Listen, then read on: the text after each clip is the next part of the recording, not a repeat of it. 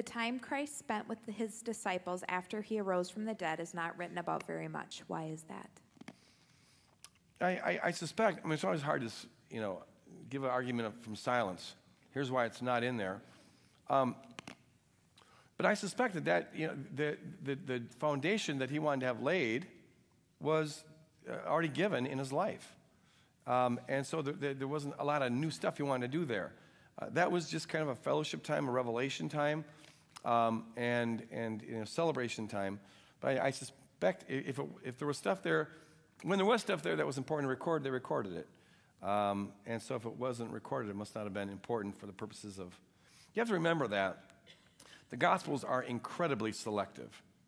I mean, you are just getting a little snippet, even of the 3 years of Jesus' life, let alone his whole life.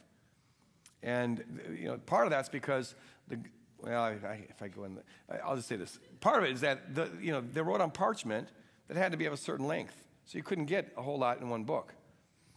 Second reason is that the Gospels are snippets of an oral tradition before it's ever a written tradition. It's not like these guys are sitting down and writing up, so I'm trying to remember, what did that happen 40 years ago? No, this has been an oral tradition that's been passed on daily, over day by day for 20, 30, 40 years. And in any presentation of an oral tradition, you always get a little snippet. And the rest of the community knows the rest of the story. But in any one presentation, you just give a snippet that best suits the purposes for that presentation.